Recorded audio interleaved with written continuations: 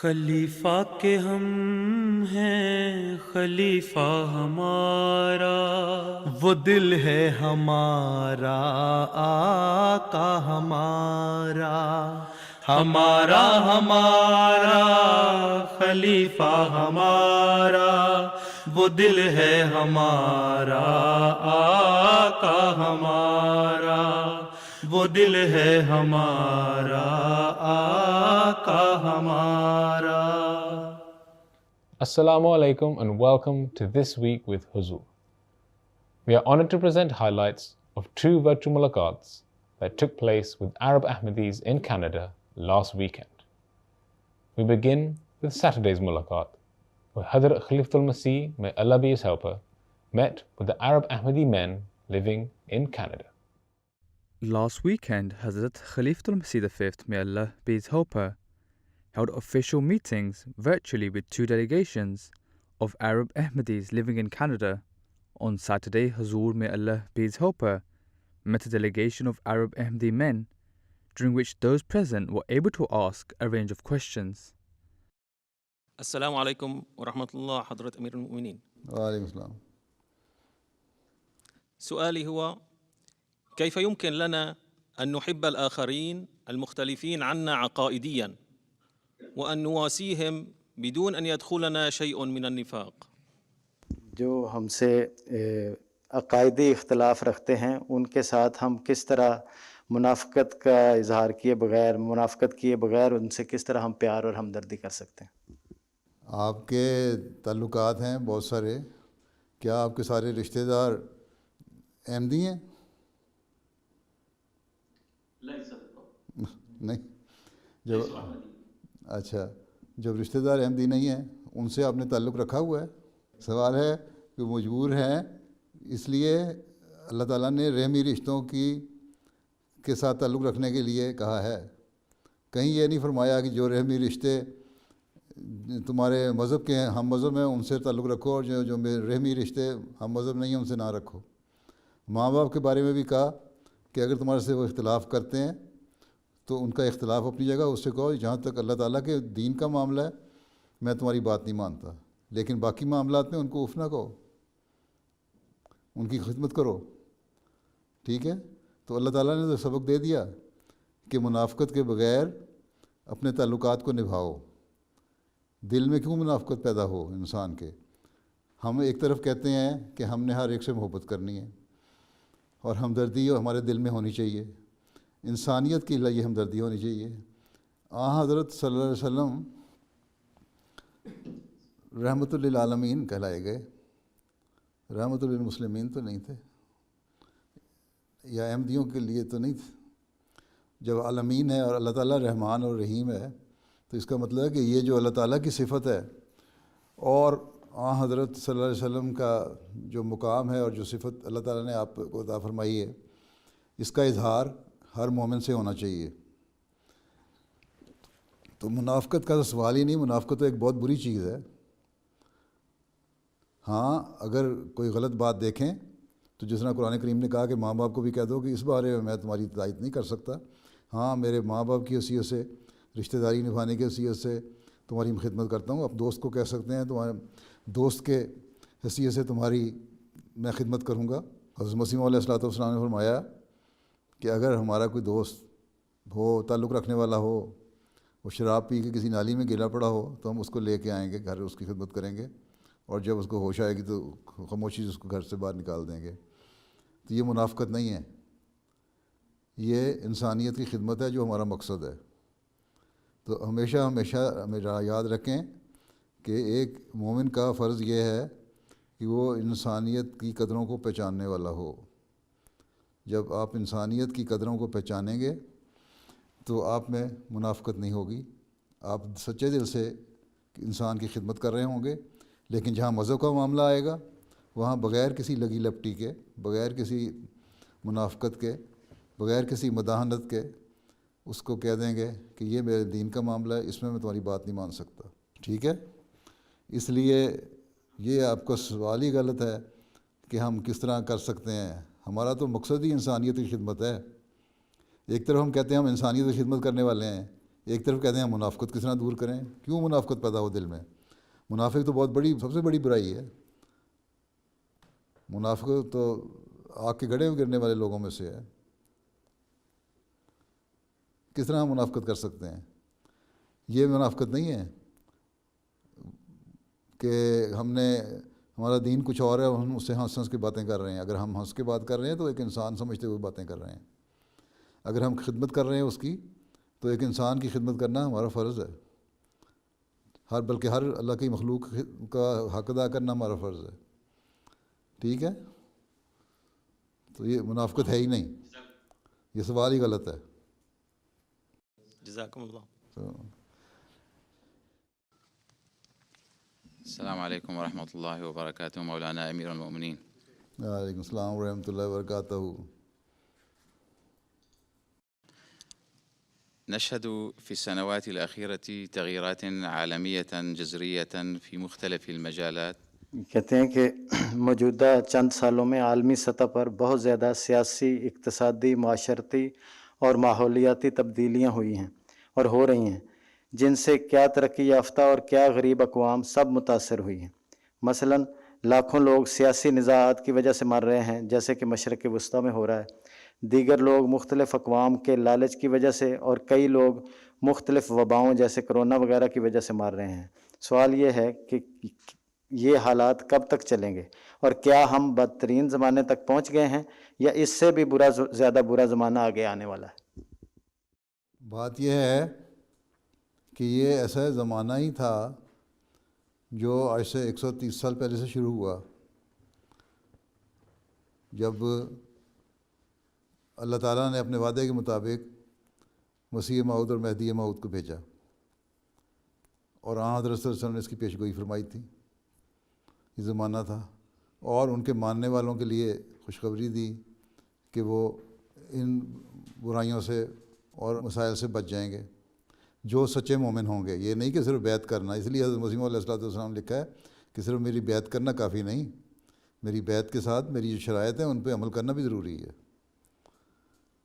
تو ایک تو یہ ہے کہ وہ زمانہ چل رہا ہے، ساتھ ہی اللہ تعالیٰ نے حضرت مسیح علیہ السلام کو بھی بذریعہ الہامات بہت ساری پیش گوئیاں فرمائیں۔ ان میں سے ہم دیکھتے ہیں کچھ پوری ہوئیں۔ جو حالات دنیا میں سے گزر رہی ہے، یہ تو ان حالات کا نتیجہ ہے جو دنیا کے اپنے عمل ہیں۔ اللہ تعالیٰ کا ایک قانون قدرت چلتا ہے، اور وہ قانون قدرت اپنا کام کر رہا ہے۔ ایک قانون شریعت چلتا ہے، اور وہ بھی اپنا کام کر رہا ہے۔ جب خدا تعالیٰ کو لوگ بھول جائیں گے، اور پھر عملی طور پر بھی دنیاوی لحاظ سے بھی ایسی غلط کاموں میں پڑ جائیں گے، یا برے اپنے حل نکالنے شروع کر دیں گے اپنے مسائل کے، جن کے نتیجے بد نکلنے ہیں، تو پھر وہاں قانون قدرت بھی کام کرے گا، قانون شریعت بھی کام کرے گا، اور وہ کام کر رہا ہے۔ اب دنیا کی اکثریت جو ہے وہ خدا تعالیٰ کو بھول رہی ہے، اور جب خدا تعالیٰ کو بھول گئی تو پھر اللہ تعالیٰ سے مانگنے کا تو سوال نہیں رہا۔ دنیا سے وہ مانگنا چاہتے ہیں۔ سیاستدان ہے، وہ سمجھتا ہے کہ میری قوت جو ہے وہ عوام ہے، وہ اپنی قوت خدا کو نہیں سمجھتا، کیونکہ اس نے مجھے ووٹ دینا ہے۔ اور اسی طرح بزنس مین ہے، وہ سمجھتا ہے کہ میری قوت جو ہے عوام کو کسی طرح رام کرنا، چاہے میں غلط طریقے سے کروں، بدماشی پھیلا کے کروں، یا صحیح طریقے سے کروں، جو بھی غلط یا صحیح طریقہ جو ہے، جس کو انگریزی میں کہتے ہیں بائی ہوک اور بائی کروک، ہم نے مقصد حاصل کرنا ہے۔ ٹھیک؟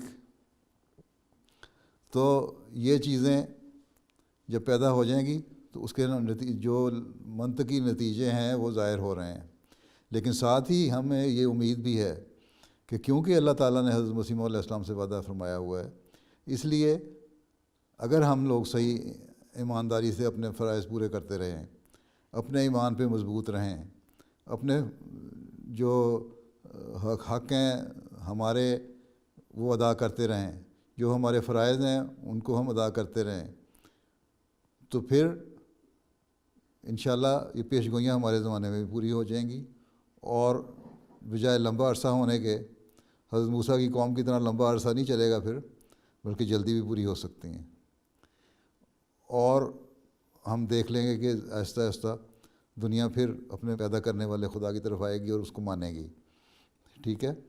اس لیے میں تو اتنا نا امید نہیں ہوں اس بات پہ کہ اگر احمدی اپنے آپ کو بدلیں اور اپنا حق ادا کریں، خدا تعالیٰ کا جو ہم پر حق ہے اس کو ہم ادا کرنے والے ہوں، اور بندوں کے جو ہم حق ہیں، ہمارے پر حق ہیں، وہ ادا کرنے والے ہوں، اسی پہ میں بار بار زور دیتا ہوں۔ تو یہ دو حقوق اگر ہم ادا کرنے والے بنیں گے، اور انہی حقوق کو قائم کرنے کے لیے حضرت مسیح علیہ السلام نے فرمایا کہ میں آیا ہوں جو اسلام کی تعلیم کے مطابق ہے، تو ہم جلدی اپنی اس کرائسس سے نکلتا ہوا ہم اپنے آپ کو دیکھیں گے۔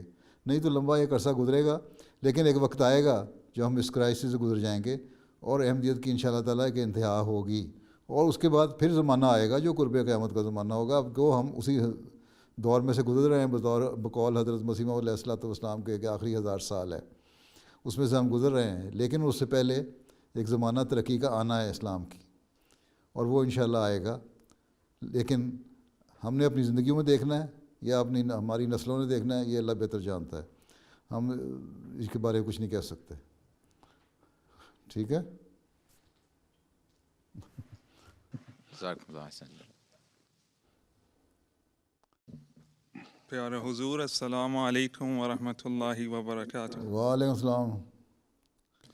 میرا سوال یہ ہے کہ وہ کیا وجوہات ہیں جس کی وجہ سے عرب ممالک تباہ ہو رہی ہیں؟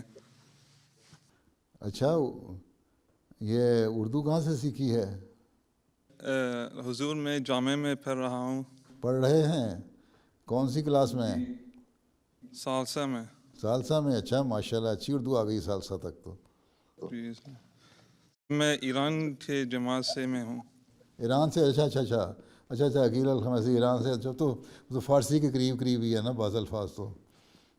جی، آج کل کے حالات ایسے نہیں ہیں کہ آپ ایران جا سکیں، اس لیے بیٹھے ہیں آرام سے۔ پہلی بات تو یہ ہے، ٹھیک ہے۔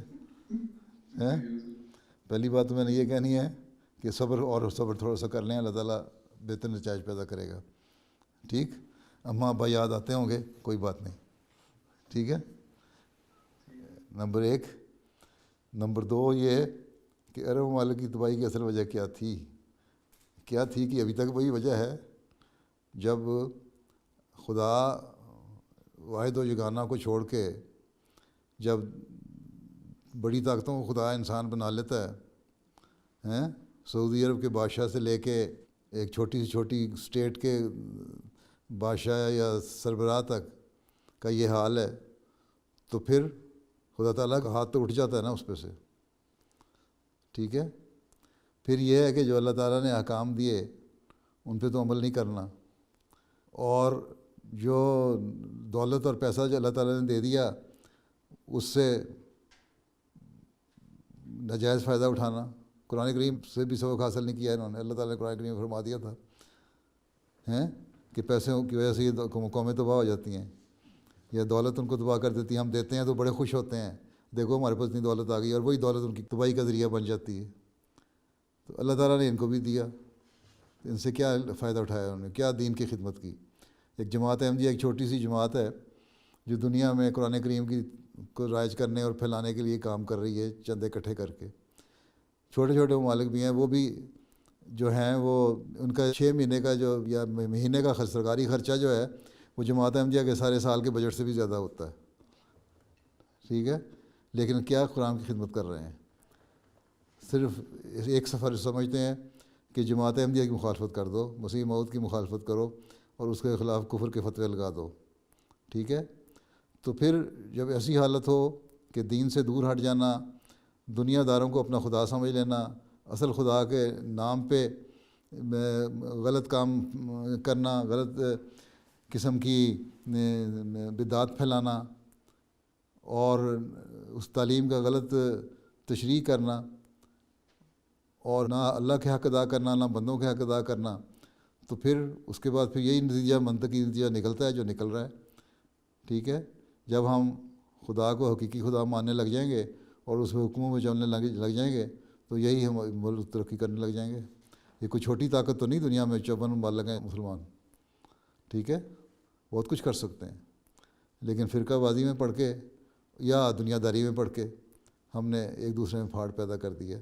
اور حضرت صلی اللہ علیہ وسلم کی حدیث میں یہی تھا کہ جب یہ نفاق پیدا ہو جائے گا تم لوگوں میں، پھر تمہاری ترقی رک جائے گی، وہ تباہی ہوگی. اور جوڑنے کا والا آئے گا جب، اس وقت اس کے ساتھ جڑ جانا تو بچ جاؤ گے، نہیں جڑو گے تو نہیں بچو گے. ٹھیک مولوی صاحب، چلو پھر اللہ حافظ. السلام على خليفتنا المفدى. وعلیکم السلام. أما بالنسبة للسؤال، لماذا لا يكون هناك تركيز من الجماعة في التبليغ على وفاة سيدنا عيسى، ولماذا لا يكون التدليل على مكان قبره بالذات؟ کہتے ہیں سوال یہ کہ ہم تبلیغ میں حضرت عیسیٰ علیہ السلام کی وفات اور ان کی قبر کی موجودگی والی دلیل پر زیادہ زور کیوں نہیں دیتے، اور کیوں اس بات کو ہر مجلس کا حصہ نہیں بناتے تاکہ کسر صلیب کے بارے میں حضرت مسیح موعود علیہ السلام کی آمد کی غرض پوری ہو سکے؟ بات یہ ہے کہ جب عیسائیت زوروں پہ تھی اس وقت کسر صلیب کی باتیں، حضرت مسیح علیہ السلام کی آمد کی غرض تو یہی ہے کسر صلیب، لیکن ایک اور بڑی آمد کی وجہ بھی ہے، اور وہ ہے خدا تعالیٰ کی وحدانیت کا قیام، خدا تعالیٰ کے وجود کا ادراک پیدا کروانا، اس کو ثابت کرنا. آج کل خود عیسائی جو ہیں وہ اس بات کو بھول گئے کہ عیسیٰ علیہ السلام زندہ تھے کہ مر گئے. 65-66% عیسائی تو ایتھسٹ ہو چکے ہیں، خدا تعالیٰ کو بھول گئے ہیں، ان کو کثرِ صلیب سے کیا. اور جو ہیں وہ بھی چرچ میں جانے والے نہیں رہے، کرسمس منانے چلے گئے کبھی، یا کبھی 2-4 مہینے بعد چرچ میں چلے گئے، وہ بھی صرف شور لگانے کے لیے. ٹھیک ہے. باقی جہاں تک سوال ہے، سوال اٹھانے کا کہ کثرِ صلیب کو ہم کیوں نہیں اجاگر کرتے، یہ بھی غلط ہے. ہم کرتے ہیں.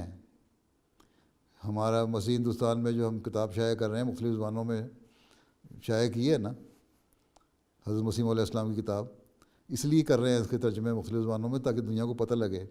اب مجھے یاد ہے ایک مذہبی ایڈوائزر تھا، وہ مجھے ملنے آیا وہیں امریکہ میں، تو اس کو میں نے بات ہی اس طرح شروع کی تھی کہ اس کے ساتھ پادری بھی تھا ایک، کہ تم لوگ بات کرتے ہو عیسیٰ علیہ السلام کی آمد کی، ہم یہ مانتے ہیں کہ عیسیٰ علیہ السلام تو ہو گئے فوت، اور جو عیسیٰ آنا تھا اس کو ماننے والے ہم ہیں. ٹھیک ہے. اور اس کی بات بھی لمبی بات ہوئی، کافی گفتگو ہوئی، اور وہ سنتا رہا.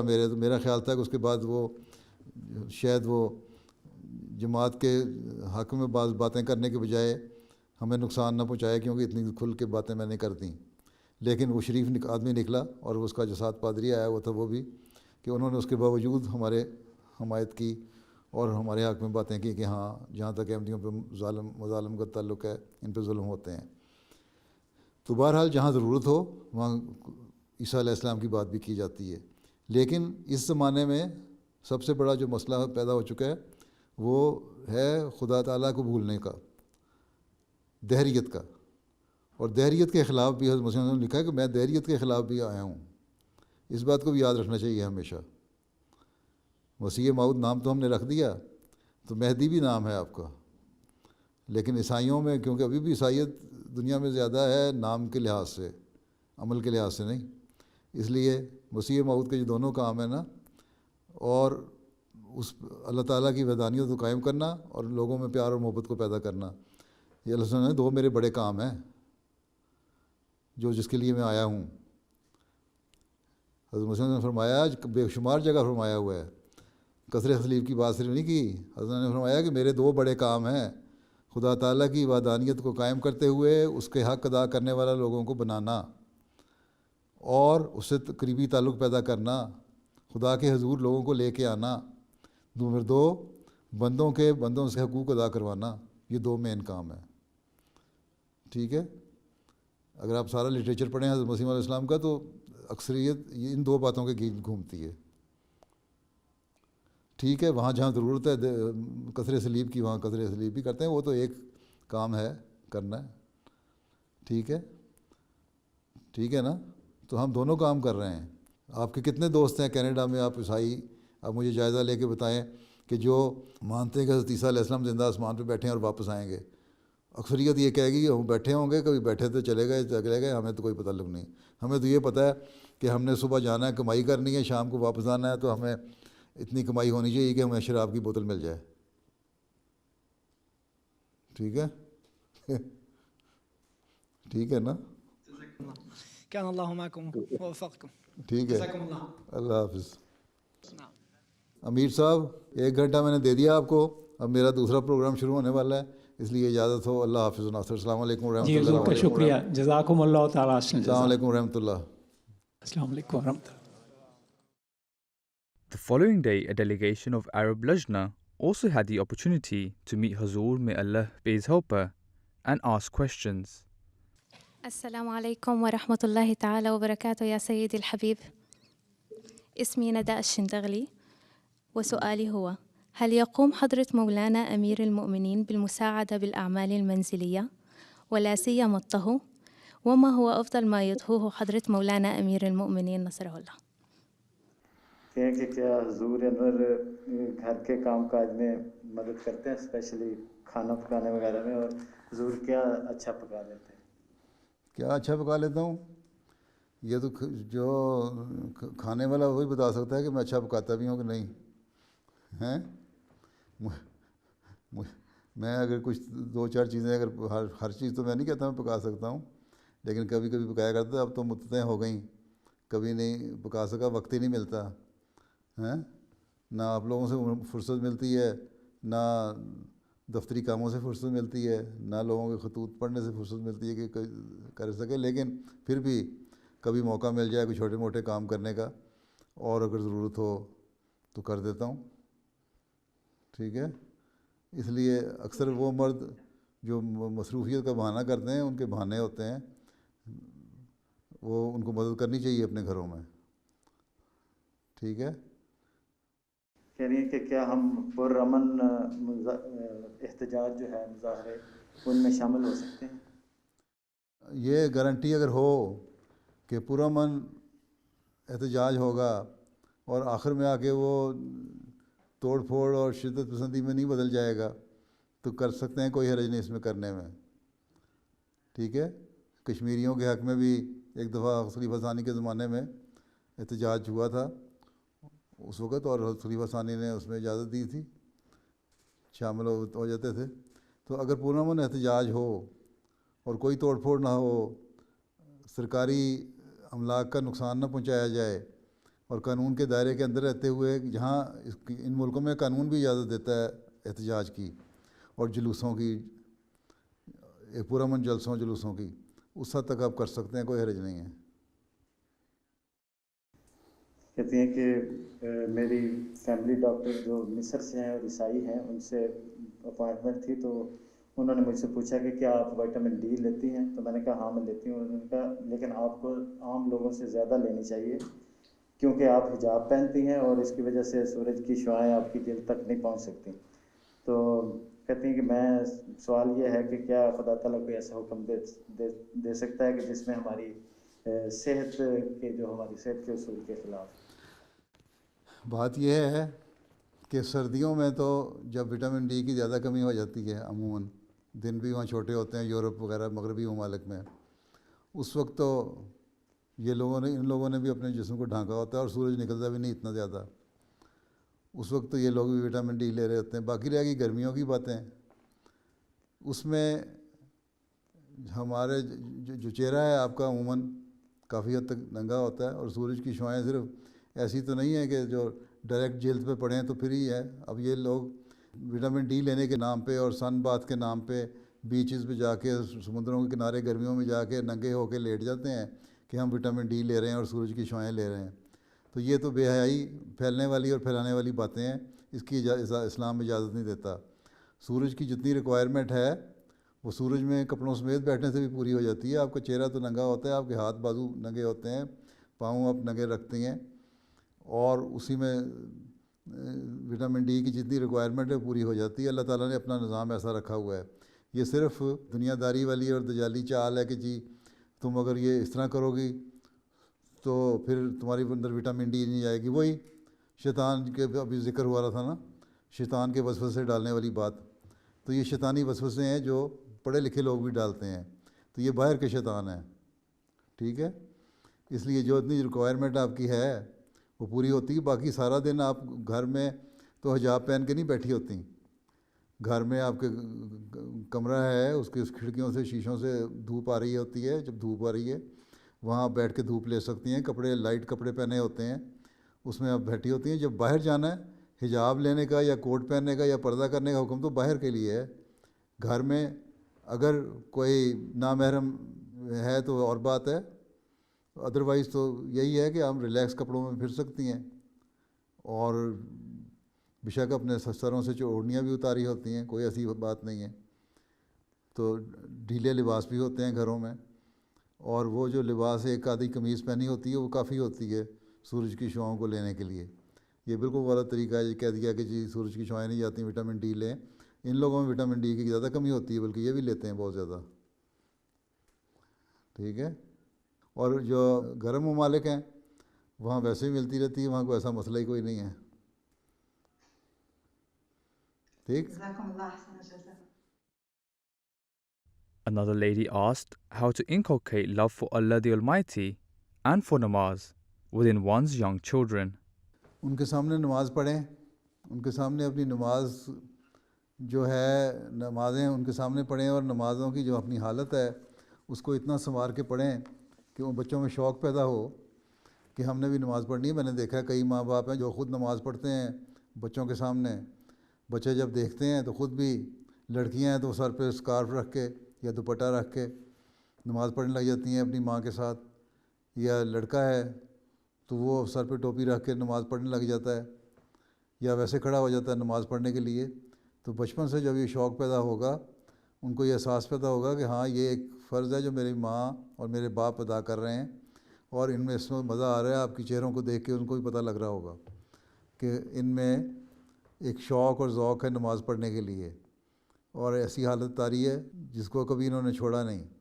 تو بچوں میں بچپن سے شوق پیدا ہوتا جائے گا. یہ تو انسان کا اپنا نمونہ ہے، عملی نمونہ دکھائیں گے بچوں کے سامنے تو ان میں شوق پیدا ہو جائے گا. اور پھر اس شوق کو بڑے ہوتے تک رکھیں، 7 سال کی عمر تک ان میں شوق پیدا ہو جائے. اس لیے آپ نے فرمایا کہ 7 سے 10 سال کی عمر تک بچوں کو پھر نمازیں پڑھانے کی طرف توجہ دلاتے رہو. اس سے پہلے تو نہیں نمازیں پڑھانے کے لیے کہا، لیکن اپنے نمونے دکھانے کے لیے کہا ہے. اس کے بعد 3 سال نماز پڑھنے کے لیے کہو، یہ 1 2 3 4 نمازیں پڑھ لیں. اس کے بعد 10 سال کے بعد فرمایا کہ فرض ہو گیا، اب ان سے کہو تمہارے بھی فرض ہے، اب تم بڑے ہو گئے ہو، اب تم نے نماز پڑھنی ہے.